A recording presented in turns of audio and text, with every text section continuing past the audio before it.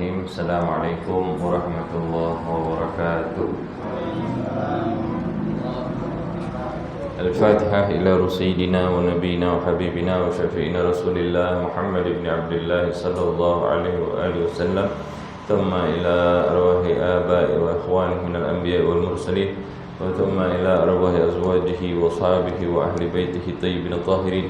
ثم إلى روح الإمام المهاجر إلى الله وإلى رسول أحمد بن عيسى وسيدنا عبيد الله بن أحمد بن عيسى ثم إلى روح الإمام الأستاذ الأعظم والفقيه المقدم محمد بن علي باعلوي ومن جميع ساداتنا الباعلوي وثم إلى روح الإمام المقدم الثاني الشيخ عبد الرحمن محمد السقاف وأولاده ثم إلى روح الإمام الفخر الوجود الشيخ أبي بكر بن سالم وأخيه عقيل بن سالم ثم إلى روح الحبيب أحمد بن محمد الحبشي صاحب الشيب وحبيب عبد الرحمن محمد الجوفي المولى أرشه وحبيب يوسف بن عبد الحسني وحبيب عمر بن يوسف بن عبد الحسني وثم إلى روح الإمام القطب الأنفاس وعلم النبراس الحبيب عمر بن عبد الرحمن العطاس والشيخ علي بن عبد الله باراس وثم إلى روح الإمام القطب الإرشاد وغوث العباد والبلاد الحبيب عبد الله بن علوي بن محمد الحداد وثم إلى روح الحبيب حسن بن صالح البهر وحبيب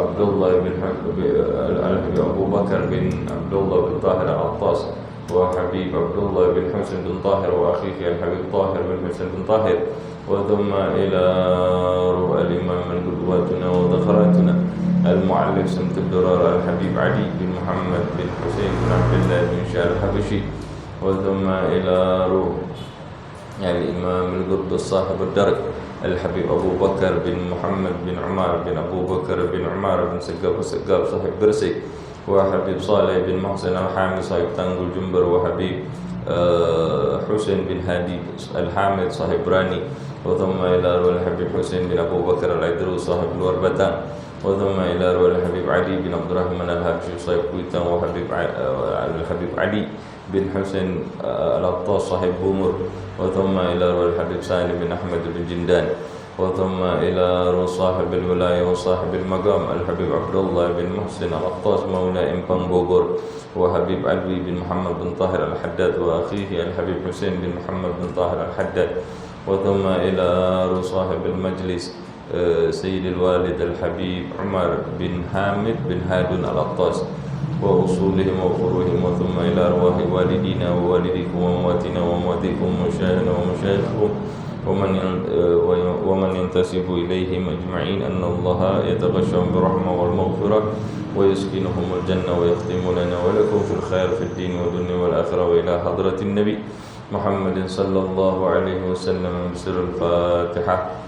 أعوذ بالله من الشيطان الرجيم. بسم الله الرحمن الرحيم. الحمد لله رب العالمين الرحمن الرحيم مالك يوم الدين إياك نعبد وإياك نستعين اهدنا الصراط المستقيم صراط الذين أنعمت عليهم غير المغضوب عليهم ولا الضالين آمين. الحمد لله بسم الله الرحمن الرحيم. الحمد لله رب العالمين. نويت التعلم والتعليم والتذكر والتذكير والنفع والانتفاع والإفادة والاستفادة والحث على التمسك بكتاب الله وسنة رسوله والدعاء إلى الهدى والدلالة على الخير وجه الله ومرضاته وقربه وثوابه سبحانه وتعالى.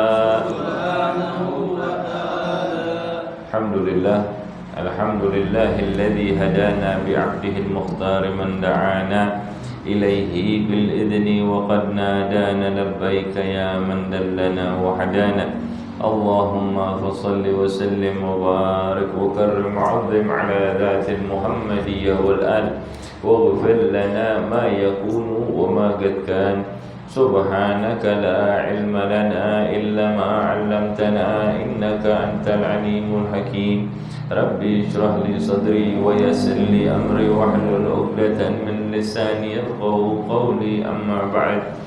Alhamdulillah, segala puji kehadirat Allah Subhanahu wa taala yang telah menanamkan di dalam hati kita cinta kepada majelis-majelis ilmu yang di dalamnya diberikan rahmat, diturunkan rahmat dari Allah Subhanahu wa taala, yang hal itu disebabkan karena terikatnya hati kita dengan apa-apa yang diwariskan oleh Rasulullah sallallahu alaihi wasallam. Semoga salawat dan salam senantiasa tercurah kepada beliau, kepada keluarganya, kepada para sahabatnya, kepada para pengikutnya yang setia sampai di akhir zaman. Dan semoga Allah mencatatkan namaku dan nama kalian, juga orang-orang yang kita kenal sebagai orang-orang yang tercatat sebagai pengikut Nabi Muhammad SAW, berada di jalan mereka, menempuh jalan mereka, dan hingga kita diwafatkan kelak di jalan mereka dan disampaikan kita kepada mereka di dalam surga Firdausil A'la tanpa didahului hisab, tanpa fitnah. Amin ya rabbal alamin. Pada pertemuan kita sebelumnya kita sudah membahas tentang pembahasan mengenai sifat daripada dunia dan fitnahnya. Dikatakan bahwa yang dimaksud dengan dunia adalah segala sesuatu yang melalaikan kita dari tujuan utama kita sebagai hamba, yaitu menghamba kepada Allah Subhanahu wa ta'ala. Dan dikatakan bahwa cinta kepada dunia itu adalah pangkal daripada kesalahan, maka keluarkan dia dari dalam hatimu, ya.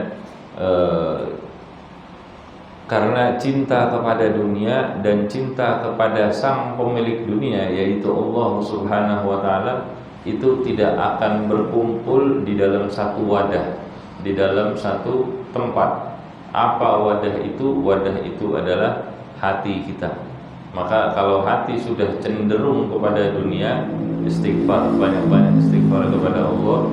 Semoga Allah membersihkan hati kita dari karat-karat dunia, dari noda-noda hitam dunia, dan Allah bersihkan sehingga dia menjadi tempat yang layak untuk menjadi pandangan Allah Subhanahu wa ta'ala. Maka kita lanjutkan pembahasan kita di malam hari ini. Fa'usika ya akhi bitarkiha wa ikhla'il qalbi minha. Maka aku berwasiat kepadamu wahai saudaraku. Ini kepada kita. Habib Syekh Abu Bakar bin Salim sedang berbicara kepada kita. Fa'usika ya akhi, aku berwasiat kepadamu wahai saudaraku, bitarkiha wa ikhla'il qalbi minha, untuk meninggalkan kesenangan-kesenangan duniawi. Ya, kesenangan-kesenangan duniawi adalah kesenangan-kesenangan yang melalaikan kita dari Allah Subhanahu wa ta'ala. Sekali lagi, bukan semua kesenangan terus kita nggak boleh bersenang-senang di dunia, enggak. Tapi kesenangan-kesenangan yang itu membawa kedekatan, semakin kita bersyukur kepada sang pemberi kenikmatan tadi itu, kemudian kita bisa menjaganya dalam keadaan yang mendatangkan keridhaan Allah Subhanahu wa ta'ala. Kesenangan-kesenangan seperti itu tidak terlarang. Yang dilarang adalah meninggalkan kesenangan duniawi yang melalaikan kita dari Allah Subhanahu wa ta'ala. Wa ikhla'il qalbi minha, dan mengosongkan hati kita daripada dunia, dari segala sesuatu yang melalaikan kita dari Allah Subhanahu wa ta'ala. Wal badli laha in wajadtaha, dan bersedekahlah, keluarkan, bersedekahlah saat engkau mendapatkan dunia tadi itu. Ya. Fa inna ma'amiyatil basairun min hubbiha, karena mata hati seseorang, sir seseorang itu akan menjadi buta, tertutup oleh karena hal tersebut karena dunia. Kita ini kadang suka baca atau dengar tentang istilah sir, rahasia-rahasia itu.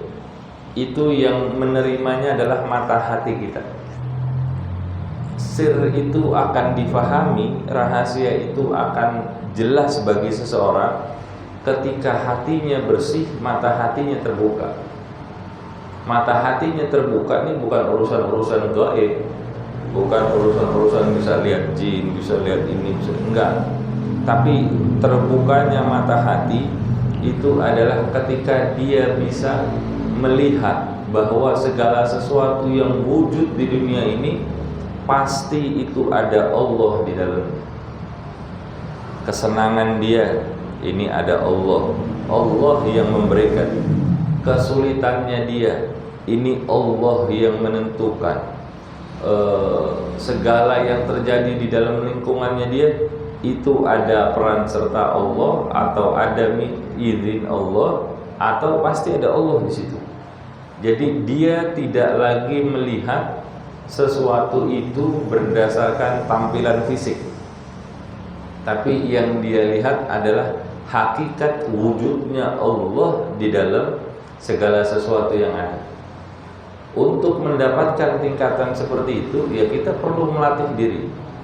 Minimal yang pertama adalah kita tinggalkan kesenangan-kesenangan duniawi yang melalaikan kita daripada Allah Subhanahu wa taala, dan kita kosongkan hati kita dari urusan-urusan yang melalaikan kita dari Allah Subhanahu wa taala. Bukan perkara mudah, tapi bukan berarti nggak bisa. Perlu untuk kita sama-sama berlatih. Ada orang yang melakukan kegiatan-kegiatan tertentu yang tidak mendatangkan manfaat untuk mendekatkan diri kita kepada Allah, tapi juga tidak mendatangkan maksiat. Ya kayak nongkrong-nongkrong di pinggir jalan. Kita sih nggak gangguin orang, nongkrongnya juga diam, nggak berisik, cuman ketawa-ketawa aja. Main catur, main kartu, nggak judi, nggak, cuman sekedar buat ngisi waktu aja, tapi nggak ada manfaatnya. Apa manfaatnya untuk mendekatkan kita kepada Allah?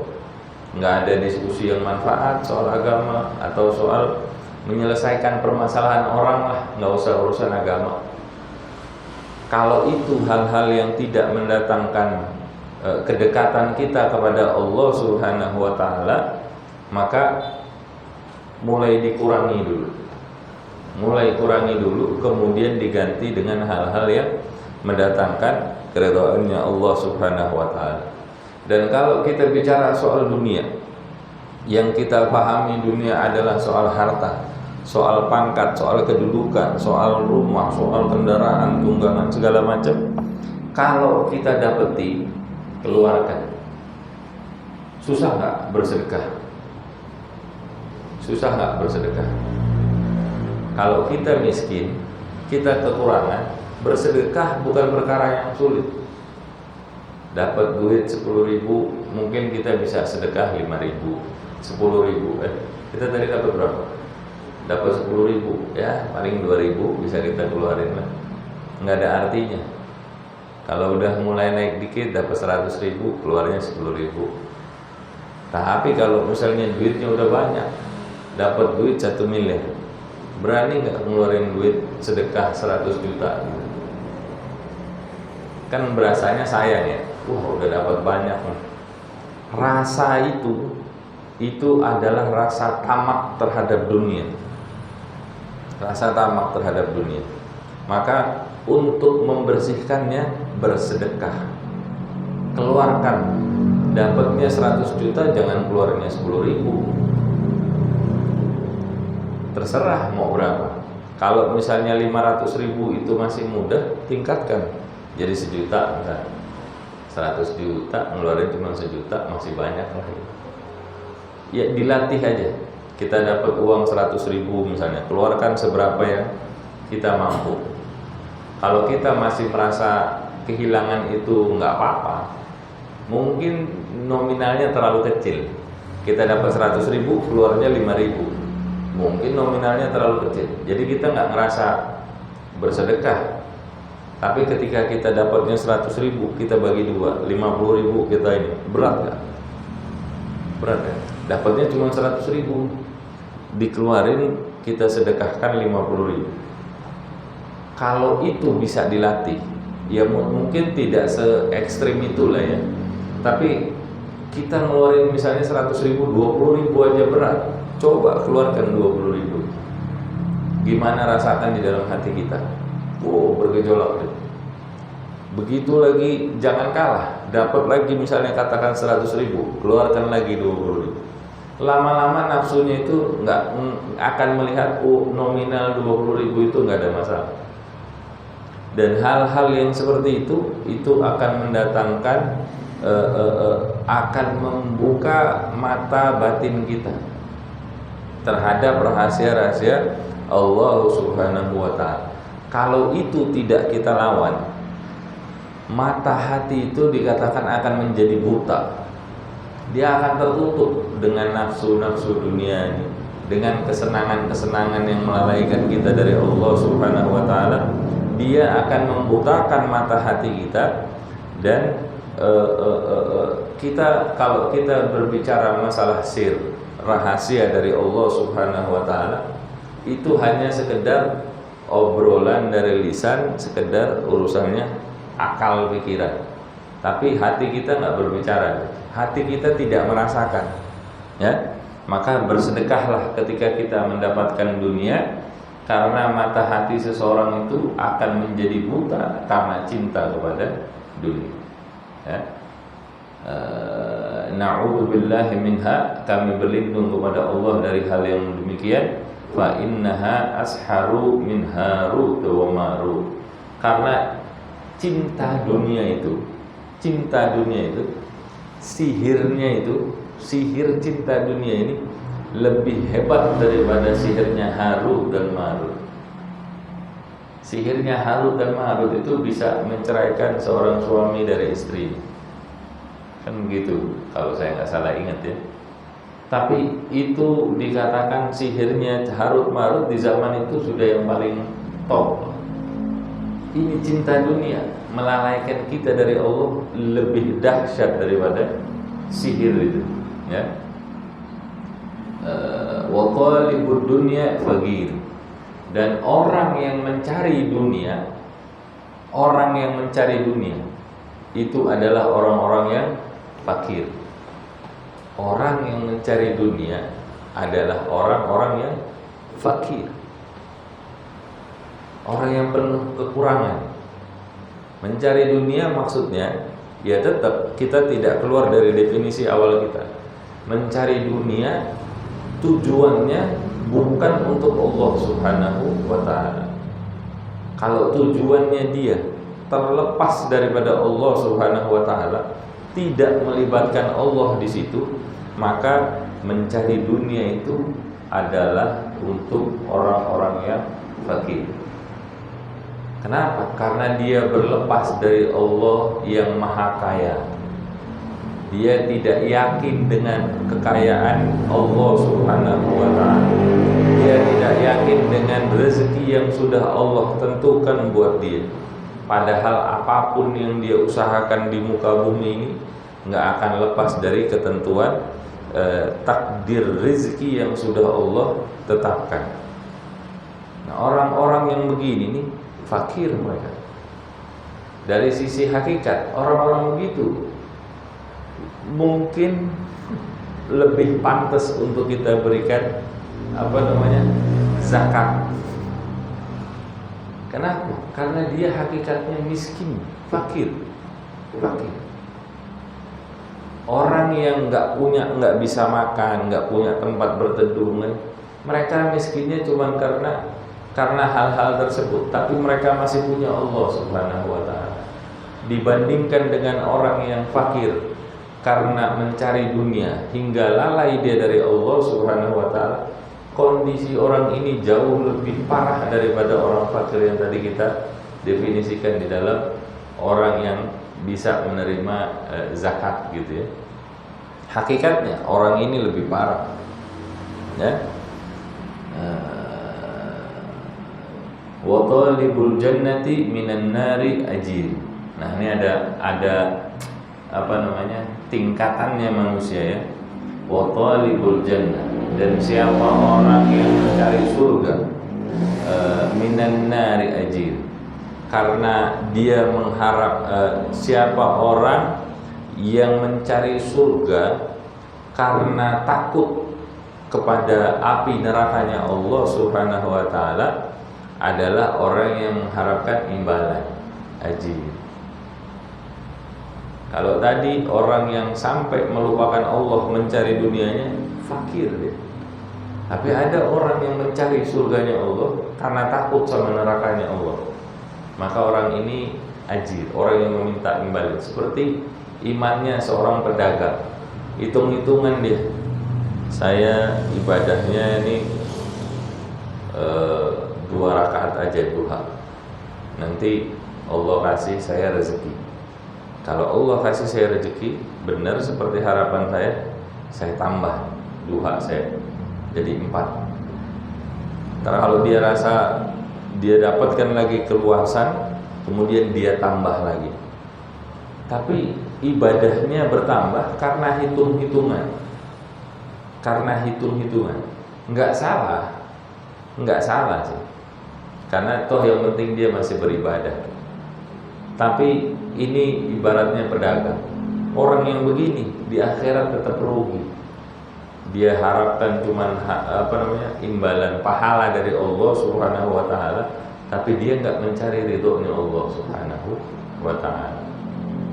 Sebanyak apapun imbalan yang Allah berikan kepada dia atas ibadah yang dia lakukan dengan khusyuknya, dengan sungguh-sungguhnya, dengan memperhatikan syarat maupun rukunnya, ketika itu berada di hadapan Allah, di penghakimannya Allah Subhanahu wa taala, pahala itu, seluruh pahala yang dia kumpulkan enggak lebih berat dari nikmat yang sudah Allah berikan. Karena dia hakikatnya melakukan itu semua, itu pun atas rezeki dari yang Allah berikan. Ilmunya dari Allah, kekuatannya dari Allah, pemahamannya dari Allah, semuanya dari Allah. Padahal dengan apa yang Allah berikan tadi, baru dia bisa berbuat segala sesuatu yang dia harapkan. Nah, ini orang-orang yang begini adalah orang-orang yang ibadahnya seperti pedagang, hitung-hitungan. Kalau nggak begini saya males kan. Makanya kita usahakan mencari fadilah bukan hal yang salah, ya, bukan hal yang salah. Tapi jangan kita melakukan itu semata-mata karena mengharapkan ganjaran Allah Subhanahu wa ta'ala. Allah maha mampu memberikan lebih daripada itu. Jadi tujukan itu memang betul-betul lillahi ta'ala, emang betul-betul untuk mengharapkan Allah Subhanahu wa ta'ala, ridhonya Allah Subhanahu wa ta'ala. Jadikan pelajaran itu kepada anak-anak kita dari kecil-kecil, kepada diri kita di setiap keadaan kita. Kalau anak pergi ke sekolah, ingetin dia salaman. Kamu ke sekolah niatnya mau apa? Niatnya apa?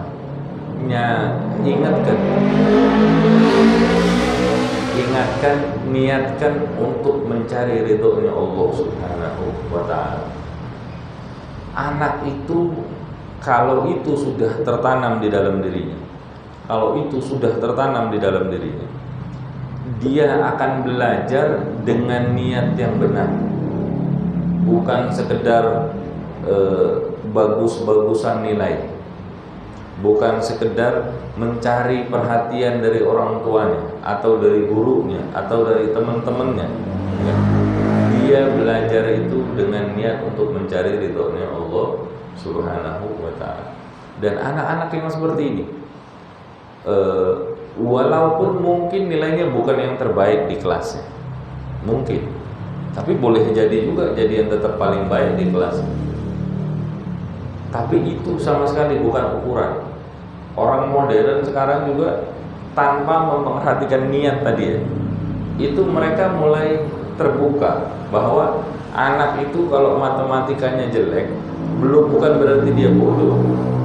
Kalau fisikanya anak SD belum ada fisika, apa IPA ya, kalau IPA-nya jelek belum tentu dia bodoh.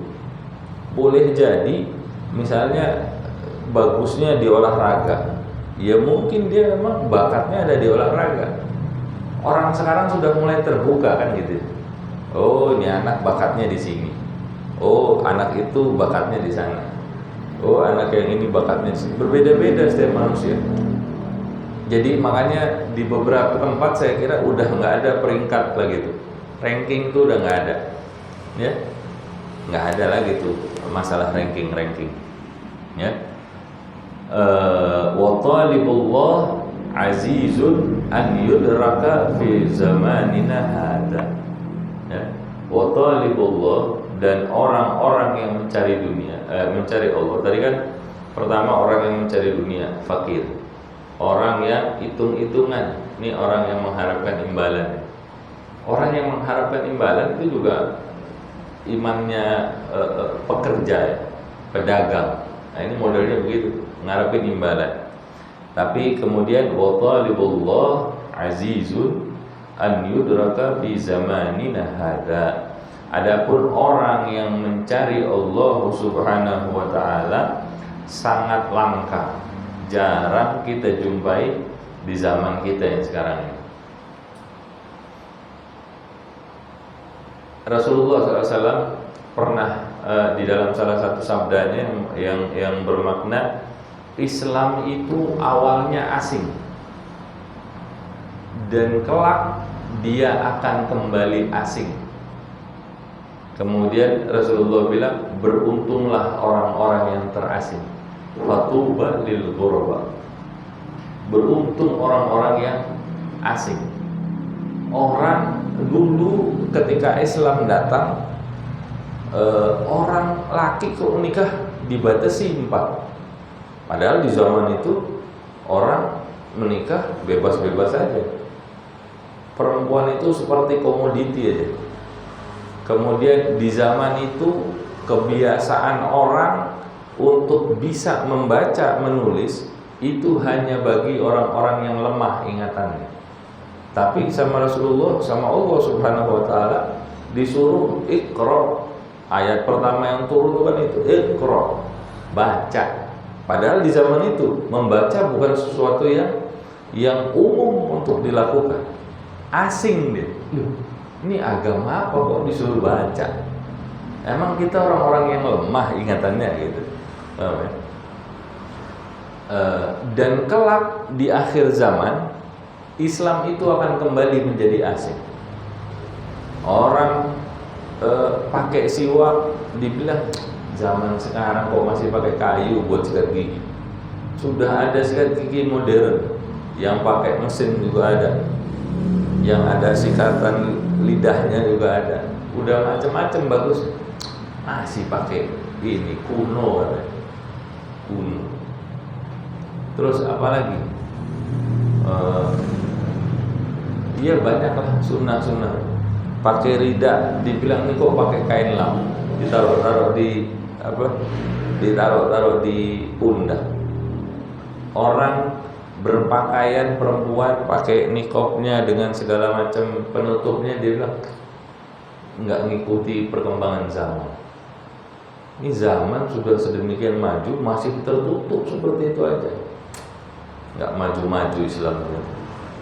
Orang itu di akhir zaman memegang sunnah, memegang Islam lah ya, itu seperti memegang bara api, dibuang nggak berani, dipegang panas.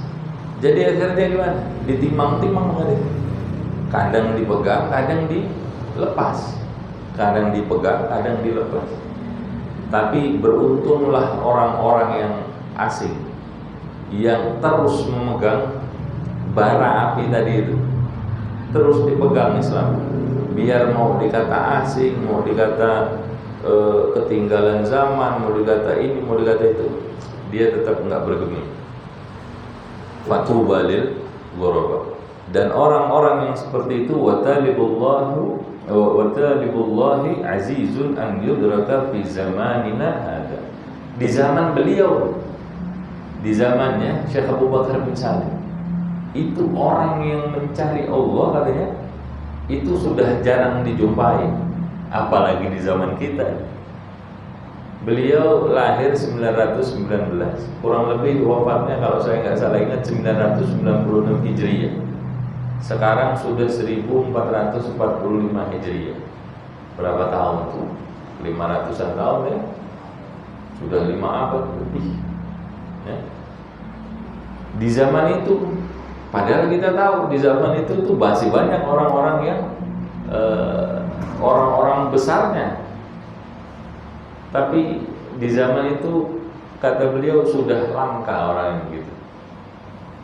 Apalagi di zaman kita sekarang. Ya. Wa innal qalba kal mir'ati in safaitaha tasaqqalat. Wa innal qalba, bahwa sesungguhnya hati itu kal mir'ah, seperti cermin. Dia memantulkan kembali gambaran orang yang ada di depannya atau sesuatu yang ada di depannya. In safaitaha, kalau kita bersihkan dia, tasaqqalat, maka dia akan mengkilat, akan bersih gitu, menampilkan sesuatu jernih.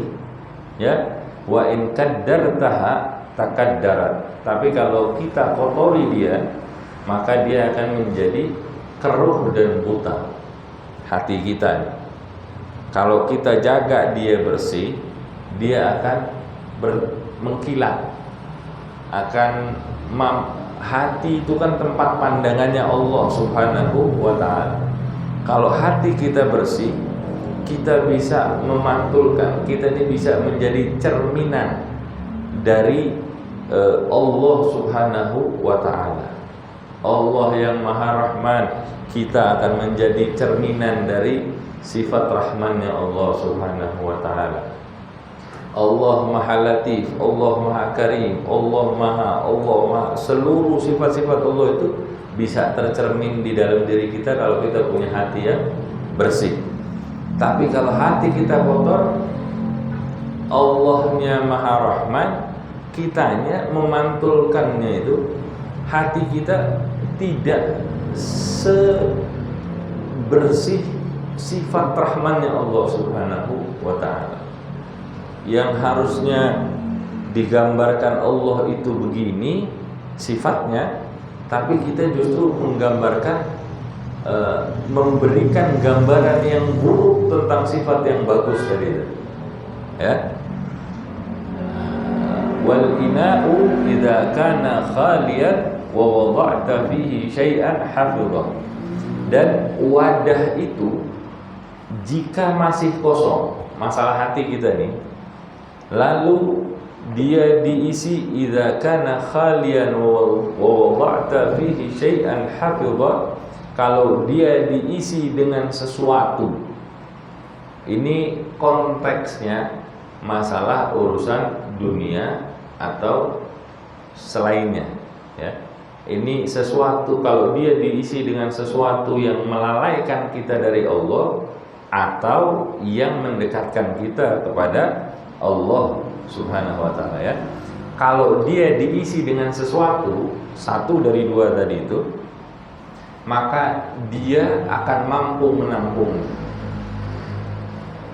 Kalau dia diisi dengan yang sifatnya duniawi, dia akan menampung hal-hal yang urusannya duniawi tadi itu, dan itu akan menggerakkan seluruh tubuh kita untuk cenderung ke arah itu.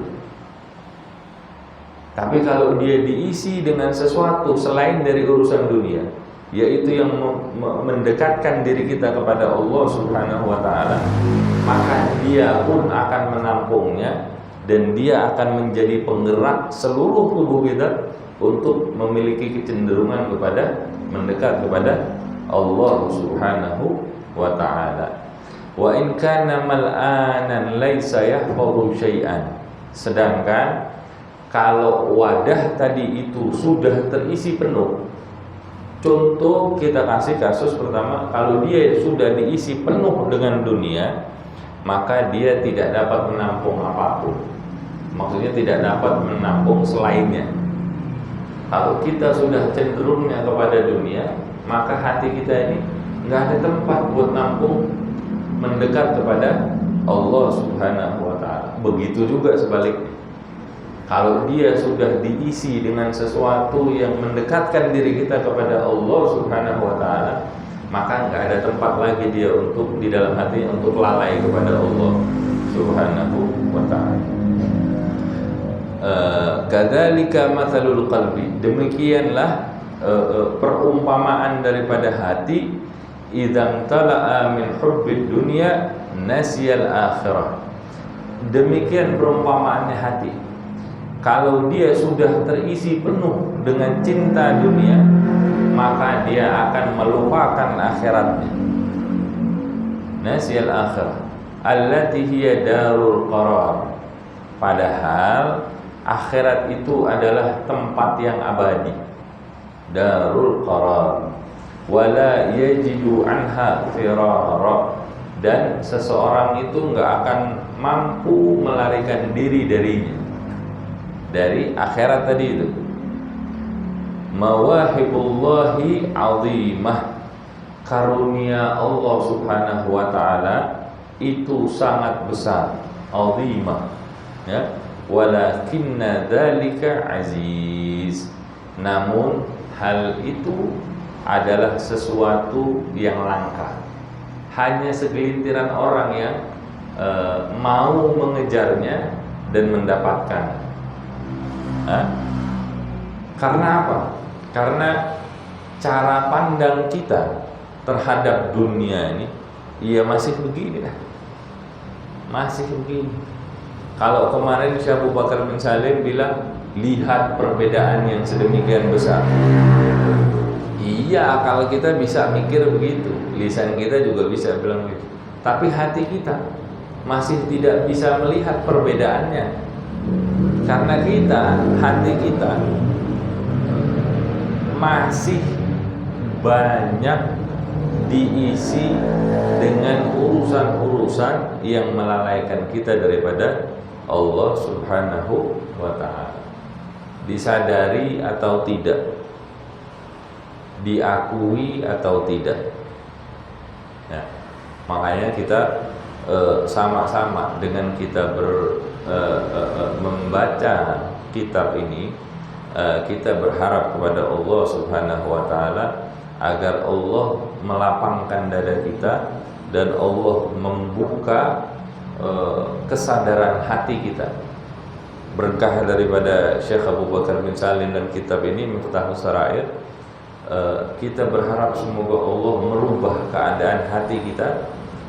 Karena kalau kita hanya bersandar kepada diri kita sendiri, kita ini orang yang lemah. Makanya kita adukan kepada Allah Subhanahu wa Ta'ala dengan segala kelemahan kita, dengan segala ketidaksadaran kita terhadap kekurangan-kekurangan kita sendiri itu. Kita minta sama Allah, semoga Allah berikan kepada kita kesadaran dan kekuatan untuk kita bisa memperbaiki hal tersebut, insyaallah, ya. Kemudian farriq qalbaka 'anil kauni wa ahlihi tarallah zahiran fihi laisa khafiyah. Kosongkan, farriq, kosongkan hatimu, kosongkan, ya, kempesin gitu. Jangan ada isi apa-apa lagi di dalamnya, dalam hati kita itu. Kosongkan dia dari alam semesta beserta penghuninya. Nah, kosongkan dari hal-hal mau itu manusia, mau itu benda, mobil, motor, rumah, handphone, TV, segala macam.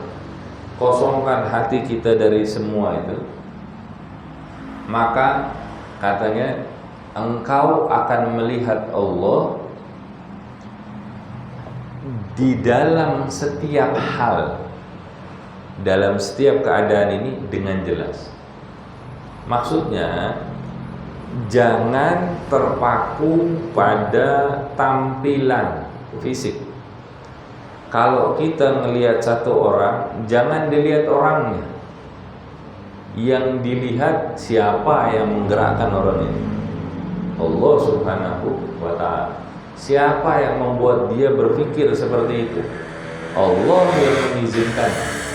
Dia punya pangkat, dia punya kedudukan, dia punya uang, dia punya segala macam. Jangan dilihat segala macamnya tadi, tapi sadari bahwa itu semua ketentuannya Allah yang menentukan. Kalau dia melakukan keburukan, keburukan itu yang mengizinkan untuk terjadi adalah Allah Subhanahu wa ta'ala. Kalau dia bisa bersedekah dengan uangnya, rezekinya dari Allah, Allah yang menggerakkan hati dia untuk melakukan segala kebaikan-kebaikan itu. Dengan begitu kita akan bisa mengambil hikmah dari segala macam, dari kebaikan maupun keburukan yang kita pandang dengan mata fisik kita, dengan akal fisik kita. Kita lihat nih kok begini, nih kok begitu, nih kok begini, nih kok begitu. Mata pikiran kita akan berpikir bahwa ini kenapa begini. Tapi kalau orang yang sudah mengosongkan hatinya dari segala macam hal tadi itu, yang dia lihat hanyalah Allah Subhanahu wa ta'ala. Kalau dia sudah bisa melakukan hal itu, dia akan menyaksikan Allah secara jelas, tidak samar. Yang dia saksikan bukan zatnya Allah, tapi yang dia lihat adalah bukti-bukti keberadaan, kebesaran Allah Subhanahu wa ta'ala. Wa mata kanatil akwanu hatta tahjubuka 'anillah. Sejak kapan alam semesta ini, dunia beserta seisinya ini, sejak kapan dia diciptakan sehingga dia menghalangi kalian, kita, dari Allah Subhanahu wa ta'ala? Tujuan penciptaan ini bukan kita jadi sibuk sama seluruh yang ada, bukan. Tujuan dari penciptaan semua ini menjadi bukti kebesarannya Allah, sehingga kita bisa mengambil pelajaran daripada hal-hal semua ciptaan Allah tadi itu. Ya. Wa kana Allahu ta'ala wala makan wa huwal an ala ma alaihi kan. Padahal Allah sejak dahulu, sebelum Allah menciptakan segala sesuatu ini, Dia Allah sudah ada. Dan Allah tidak membutuhkan tempat. Dan Dia, Allah Subhanahu wa ta'ala, sebagaimana Dia sekarang, ya seperti itulah Allah terdahulu. Allah yang dulu Maha Pengasih, sampai sekarang Maha Pengasih. Allah yang Maha Memberi, sampai sekarang Allah Maha Memberi. Kalau kita mungkin mendengar dulu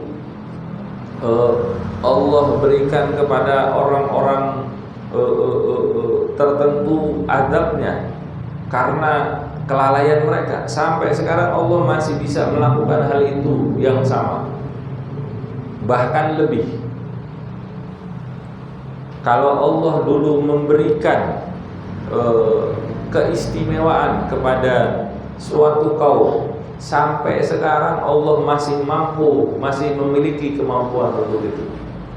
Kalau Allah dulu mencabut nikmatnya dari satu kaum, sampai sekarang Allah masih mampu melakukan itu. Hakikatnya dunia ini sekedar ujian, supaya kita bisa mengambil pelajaran bahwa Allah itu ada. Allah itu asati baqi. Allah itu yang memberi dari dahulu, Dia adalah baqi, abadi. Allah itu abadi. Jadi dunia ini tidak diciptakan untuk mengalihkan kita dari Allah Subhanahu wa taala. Ya. Siapa yang bisa memanfaatkannya, mengambil pelajaran daripadanya, kemudian mendekat kepada Allah dengan hal itu, maka itu adalah yang diharapkan oleh Allah Subhanahu wa taala.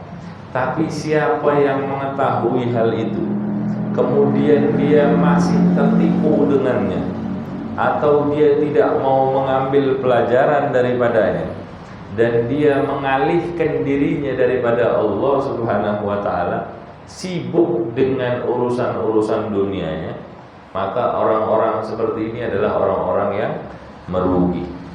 Ya. Dia adalah orang-orang yang merugi. Kalau kita lanjutkan masih panjang lagi. Jadi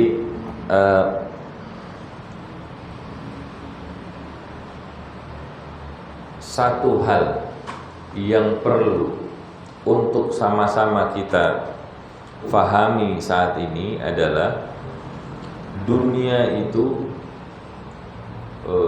sifatnya memang melalaikan. Memang sifatnya melalaikan. Dia itu seperti wanita tua yang bersolek. Kelihatannya cantik tapi sudah tua. Kalau hiasan wajahnya itu disingkirkan, maka kita akan mampu melihat keburukan daripada, bukan keburukan. Ini karena kita ini sensitif nih nanti kalau urusannya dengan wanita tua ya. Kita akan melihat bahwa dia itu sudah tua, tidak layak untuk kita perjuangkan dunia ini. Sedangkan akhirat itu adalah tujuan kita yang sesungguhnya. Maka jangan habiskan waktu kita, jangan habiskan akal pikiran kita, tenaga kita, pengetahuan yang Allah berikan, kekuatan, rezeki, harta, pangkat, jabatan, jangan dihabiskan itu semua untuk sekedar mendapatkan kesenangan-kesenangan dunia yang bisa mengalihkan, yang akan mengalihkan kita dari Allah Subhanahu wa ta'ala. Bersihkan hati kita. Kita sama-sama kita berusaha untuk membersihkan hati kita supaya dia pantas bersih, pantas untuk menjadi tempat pandangannya Allah Subhanahu wa ta'ala. Dan kita bersihkan cermin kita ini, hati kita ini, supaya dia dapat memantulkan kebesaran, keagungan Allah Subhanahu wa ta'ala dengan tampilan yang sempurna, dengan manifestasi Allah yang terbaik. Dan hati manusia itu mampu untuk melakukan itu, mampu untuk melakukan itu. Semoga Allah Subhanahu wa ta'ala menjadikan hati-hati kita sebagai hati-hati yang baik, hati-hati yang bersih, hati-hati yang mengkilat, yang mampu menampilkan manifestasi cahaya Allah Subhanahu wa ta'ala di dalam kehidupan kita. Dan semoga Allah membuka mata batin kita, membuka sir kita, bibarakati Syekh Abu Bakar bin Saleh wa hadzal kitab Miftahus Sarair, kunci pembuka daripada rahasia-rahasia Allah Subhanahu wa ta'ala. Semoga hati kita terbuka untuk bisa mendapatkan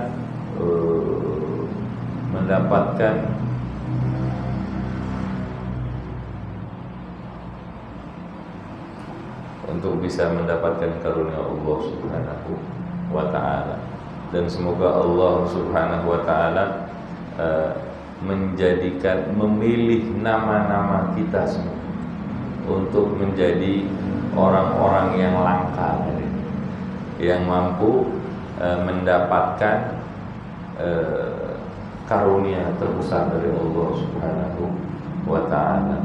Ala hadhihi wa likulli niyatin salihah wa ila hadratin Nabi Muhammad sallallahu alaihi wa alihi wasallam. Surah Al-Fatihah. A'udzu billahi minasyaitonir rajim.